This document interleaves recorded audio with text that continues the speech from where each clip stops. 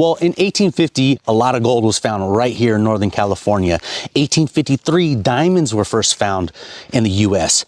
Bigfoot was sighted here. Mount Shasta, there's a lot of stories about underneath the lake. There's entrances to cities that go under the ocean, all sorts of interesting things. I think they're interesting. You know what else is interesting? Aliens, UFOs, things of that nature. So if you're interested in that topic, you're gonna wanna stick around and let's just get into it. So this lake is one of the older lakes in the country. It's glacial water.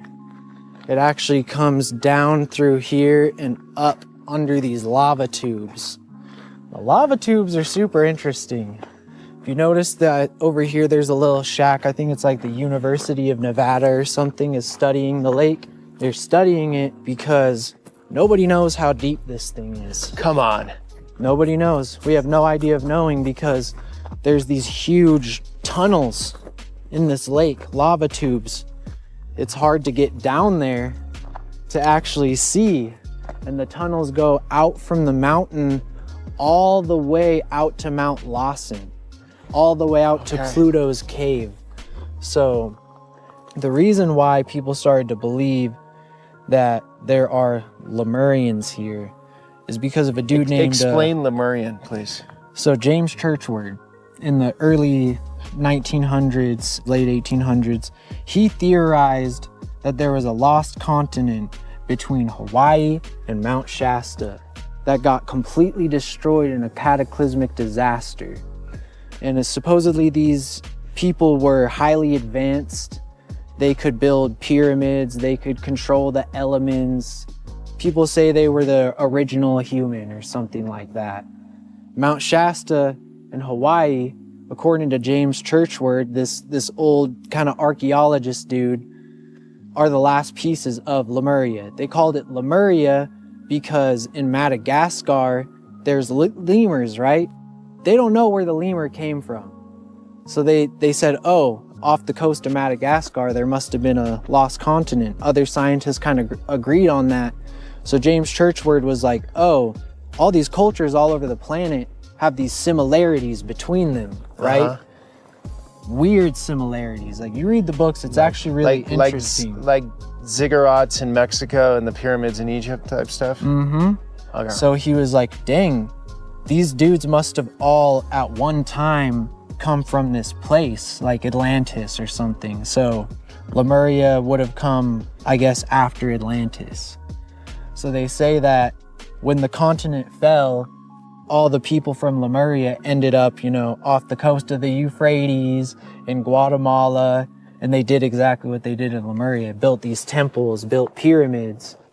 People say that Mount Shasta is actually a giant purple pyramid, and if you look at it, kind of looks like a pyramid. No, it does. Driving in today, it's got a very powerful feel. I felt it, right? I felt it. It's been a while. I was here like 15 years ago, but you come in and you're just like the proportions are perfect for whatever it's doing. Yeah. What natives controlled this back in the day? The U-Rock. They say call it White Devil Lake because there's a white devil up here, and the natives kind of banded up here together. And they say it was one of the last bow and arrow battles where they hadn't bought ammunition or found a way to work with guns yet. This was 1849 gold rush time? Yep. Like 1850, 50s? Yep. Okay.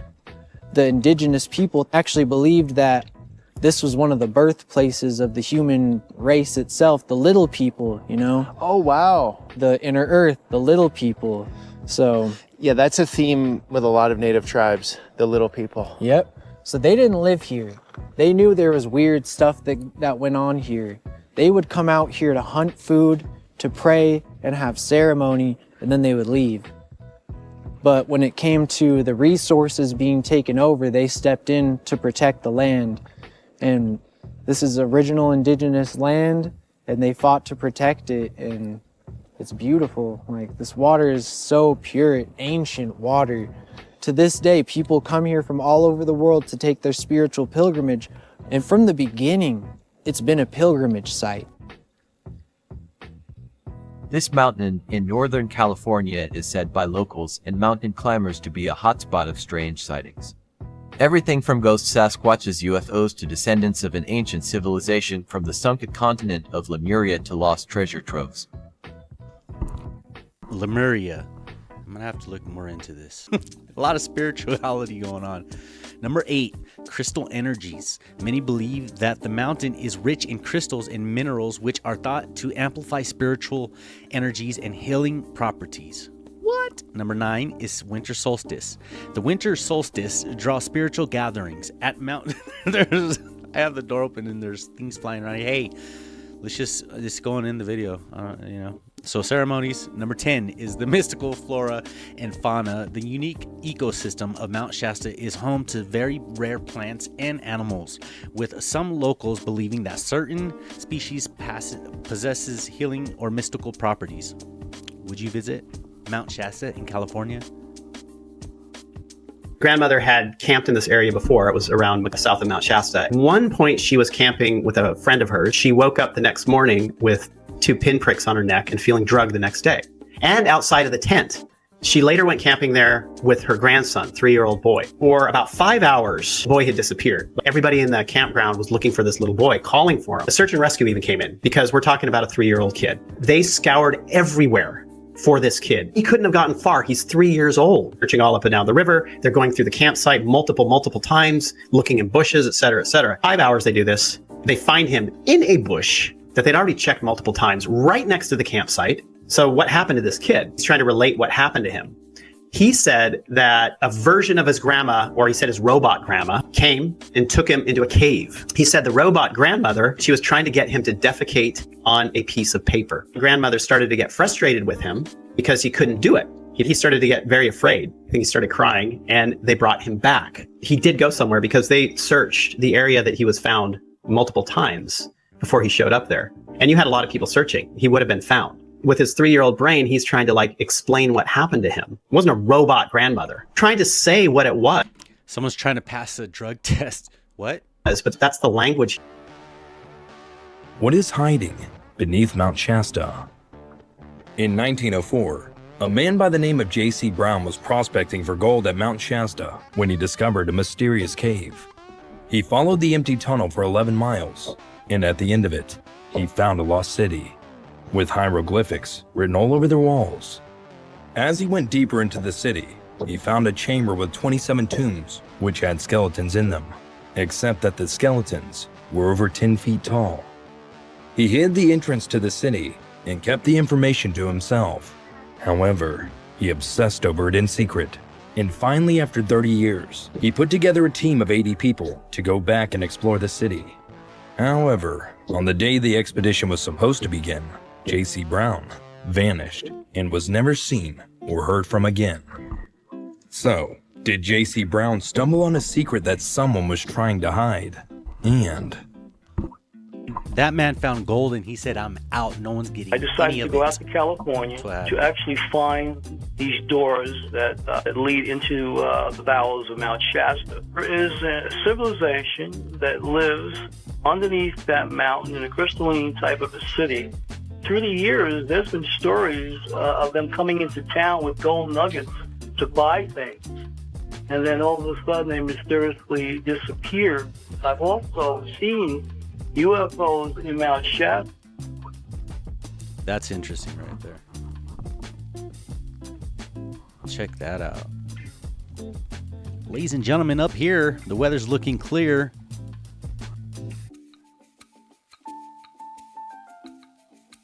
It's hot and dry over here, though. I'm in Northern California, right next to Mount Shasta.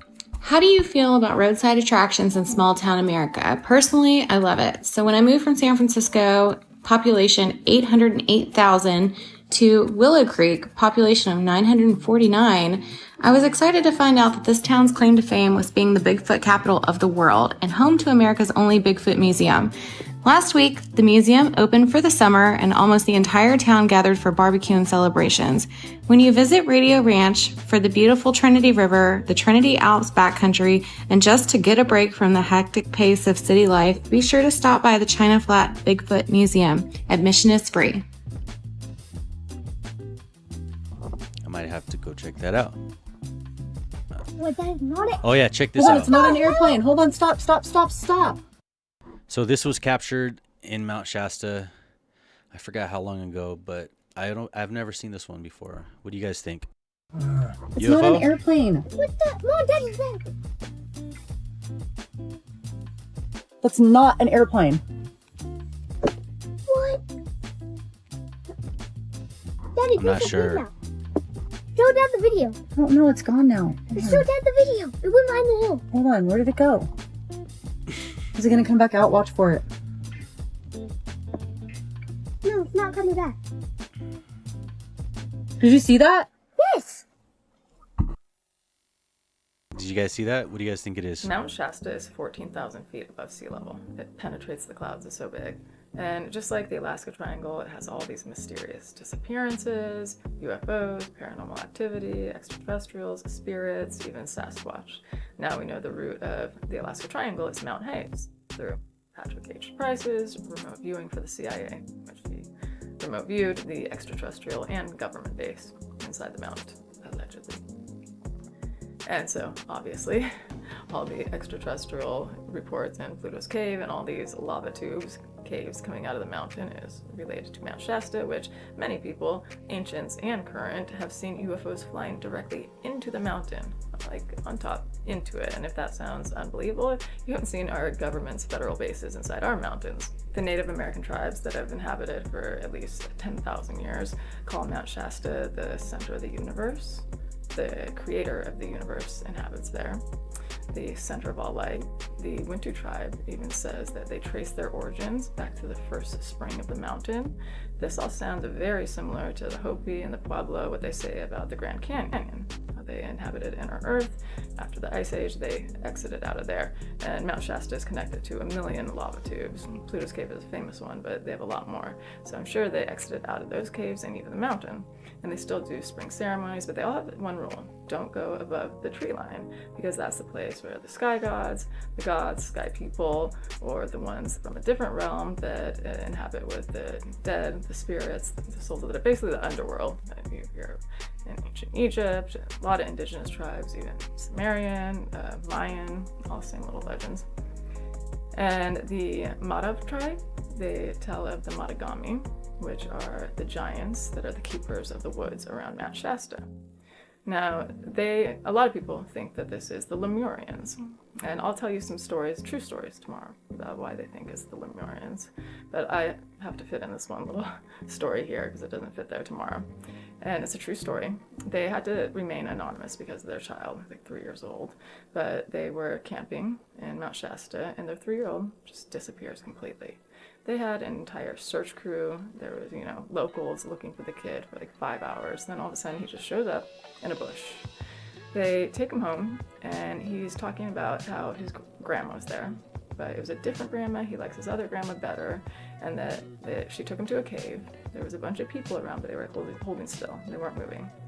And that she examined him, and that she made him defecate on a piece of paper. Now, I imagine this piece of paper was like that aluminum, real like thin aluminum sheet material that they have to make everything out of, like when there's a spacecraft crash that's left behind. I don't think he had the vocabulary to say aluminum. That's also how you can tell this story's not made up. I don't think his parents would be like, defecate on a piece of paper. And he also said her eyes were going red, which I've encountered this a lot in abduction stories. What if that boy, because I think I remember which one this is. Is this the one he was like redhead, right? I don't know. But if it was, what if he took mushrooms on accident? What time of year was it? Someone research. I don't know. Just a thought. That's possibly why civilizations have similar structures around the world. Pyramids, things of that nature, because that's what they see on shrooms, because sometimes on shrooms you see geometric shapes. That's another video. Hey there. So I am still... All for entertainment purposes only. exploring the volcanic tubes at the base of Mount Shasta. I'm only going to be here a few more days. I'm having some health issues. I'm not quite sure if it's something in the cave that's causing this or if it's just generally not feeling well, but I'm going to wrap it up in a couple days. But I wanted to post this a few weeks back. I had mentioned the fact that before heading up to Northern California, I was going to be putting in some really high-end trail cams. If there was any activity, it would send the signal up to the cloud and I could access it. I had placed these trail cams in and around the area where the shipping container used to be, just in case there was some activity, I could keep an eye on it. I've been checking in on a daily basis and it was pretty quiet, not much going on until this came through, looks like a couple nights ago, and I was downloaded it last night. Not quite sure what this is, but there's clearly some new activity going on where the shipping container used to be.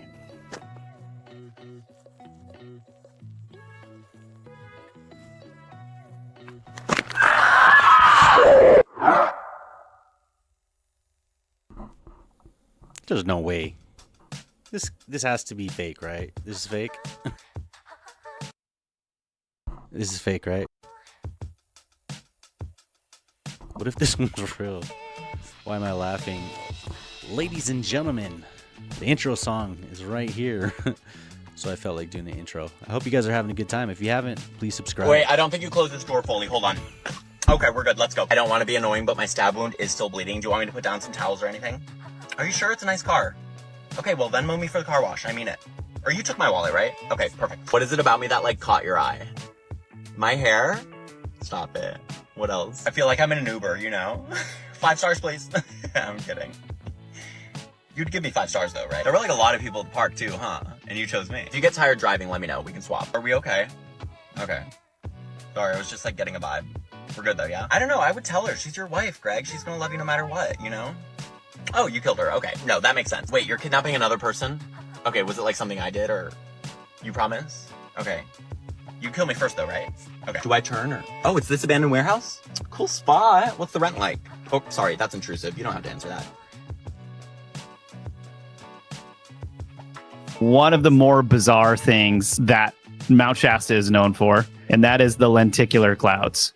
What's so strange about the lenticular clouds is that generally form around mountains, but Mount Shasta has more examples of lenticular clouds happening in or around the mountain than anywhere I've researched. People claim very strange experiences with these lenticular clouds. Lenticular clouds will hover over or around the mountain or even hug the mountain for sometimes days and don't move. People claim that UFO craft are hiding within the clouds.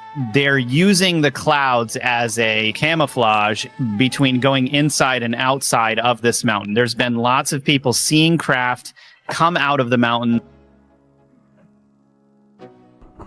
Very, very interesting.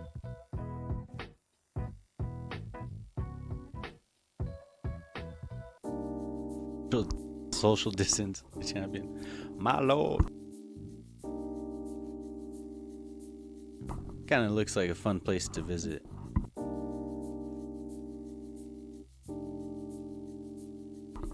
I've seen that dinosaur. I have video footage of it.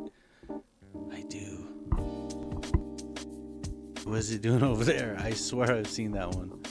Or one that looked almost identical.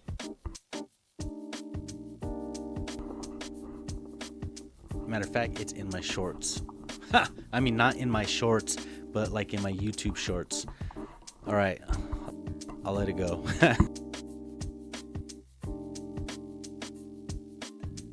Ladies and gentlemen, in his shorts. Look at that. Looks like a city in the sky, doesn't it? Now imagine if on October 20th, 1967, captured footage of Bigfoot, Bluff Creek, California.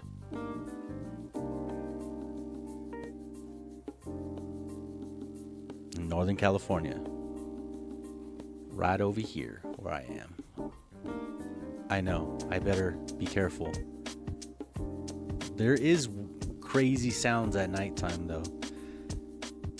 I'm pretty sure, I don't know, I'm really not an expert. It may be mountain lions, cougars, out there. I hear them. It does. It sounds like a woman crying. It's like, I'm not gonna even attempt it, but and then sometimes it sounds like a bird. Like I hear a bird at night, like chirp, but it's a mountain lion. I'm pretty sure of it. I've looked it up on YouTube, so it has to be true. I've heard, you know. Well, hey, that was a good video, right?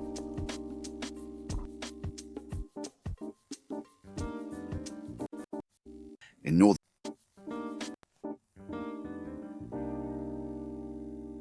legend has it that deep beneath the towering 14,179-foot Mount Shasta in Northern California lies a hidden city named Telos, known as the Ancient City of Light for the Lemurians. These Lemurians were believed to be survivors from the mythical lost continent of Lemuria, which vanished beneath the waves of the Pacific or Indian Ocean ages ago. The descendants of these Lemurians, said to be 7 feet tall with flowing hair and dressed in white robes and sandals, have occasionally been spotted in the area. But it's not just the Lemurians who are said to inhabit this region surrounding Mount Shasta. The lizard people, reptilian humanoids, are also rumored to live underground there. The mountain is a hotspot for UFO sightings, with various accounts of unusual occurrences, including saucer-shaped cloud formations. This mountain, steeped in Native American traditions and frequented by historical figures like Joaquin Miller and John Muir, has attracted a diverse array of followers, from nature enthusiasts to spiritual seekers. Mount Shasta, prominent among the Cascade volcanoes, stands out not only for its unique geology, but also for its mystical allure. The mountain's role in Native American beliefs runs deep, as it holds sacred significance for multiple tribes. It's a place where the Creator resided, and offerings are made by those who visit. The mountain's mysteries also extend to creatures like the Bigfoot, known as keepers of the woods. The enigmatic nature of Mount Shasta has captivated individuals from various walks of life, including scientists like Andrew Calvert, who study its eruptions and history. The mountain's distinct weather patterns, ice-covered peak, and shifting surface contribute to its mystical aura. Even its separation from the typical arc line of other Cascade volcanoes adds to its enigma. For Taylor Tupper, a Modoc Indian, and Philip Dawson, a geophysicist, Mount Shasta's spiritual and metaphysical dimensions coexist with scientific understanding. Tupper acknowledges the vastness of the universe and the possibility of otherworldly beings, while Dawson finds value in understanding local spirits. Dawson's experiences have shown him how physical processes often intertwine with beliefs, with volcanoes being a common source of stories. Yet Mount Shasta stands out for its inexplicable energy that draws. Look at that. Kind of reminds me of the moon, except the opposite of the moon. What if the moon is the opposite of us? Like, so those impacts come out over here, like, you know, okay. Draws people in. It's just an idea. Mount Shasta might not be the tallest or most visually stunning peak in the Cascade Range, yet its allure lies in its legendary status. The tales woven around this mountain surpass the bizarre and strange, setting it apart even on a global scale. According to the Sacramento Bee, more than 100 cults from around the world trace their origins back to Mount Shasta. A government-funded study revealed that 89% of surveyed visitors came to Mount Shasta to venerate gods and alien entities believed to inhabit the hollow earth beneath the mountain, often referred to as the underground dwellers. The origins of many of these curious accounts can be traced to a book named A Dweller on Two Planets. I'm getting that book. Published in 1906 by Frederick S. Oliver, a teenager living during California's gold rush. Guy W. Ballard founded the world's first UFO religion, I Am Activity, on Mount Shasta in the 1930s. Ballard's encounters with Count St. Germain, an alchemist, led to stories of extraterrestrial journeys from Venus. J. Gordon Melton, an expert on unconventional religions, noted the ties between Ballard's memoirs and Oliver's work. For modern spiritualists, Mount Shasta becomes a canvas where Native American traditions blend with stories of hidden Lemurian treasure troves and a crystal city called Telos within the hollow earth. This view offers an escape from hellish realms, but a sense of urgency looms to evolve before an impending catastrophe. Telos. Theos in Greek means God. Those who don't ascend may face repeated karmic challenges over millennia. Mount Shasta is seen as a paranormal hotspot where realms intersect and even the departed pledge returns. In the 1950s, a woman named Mother Mary established the Inn to guide souls towards enlightenment. She anticipated visitors and imparted teachings with humility. Upon Mother Mary's passing at 75, her followers maintained a vigil, expecting her soul to return. However, as the condition of her body deteriorated, practicality prevailed, and the vigil ceased. Mother Mary's Inn has remained closed since those days, a place where the mystical and practical coalesce in a web of remarkable narratives. Interesting, very interesting. I know it's all interesting, isn't it? As you approach Mount Shasta, the first thing you notice is how absolutely out of place it is. Though it's one of the tallest peaks in North America, it's not directly connected to any other mountains. It stands alone and seems to leap off the landscape. At over 14,000 feet above sea level, Mount Shasta is so tall and steep that it pierces the clouds and creates its own weather. Located in Northern California, Mount Shasta is actually a semi-active volcano. Its last major eruption was in 1250, but as recently as last year, Mount Shasta was oozing lava that caused several fires in the surrounding forest. And just about every type of paranormal event you can think of converges at Mount Shasta. UFO sightings, mysterious disappearances, lost cities, ghosts, gods, everything. Mount Shasta legends exist in every culture that's lived in its shadow, including the first cultures. Native tribes have inhabited the area for over 10,000 years, making it one of the longest occupied areas in North America. And each tribe has a myth about the mountain. Some tribes say Mount Shasta is the sacred center of the universe. Others say the mountain is the birthplace of all life. And as different as these stories are, there is one theme found in every native legend: you do not go above the tree line. That area is reserved for the sky people. Not far from Mount Shasta is Petroglyph Point, which has some of the oldest stone writing ever found in North America, dating back thousands of years. I'm going to visit that. I'll be there. Don't worry, I'll get footage. I don't know why I'm yelling it. And the glyphs depict the types of things you'd expect to see: animals, rivers, the sun, stars.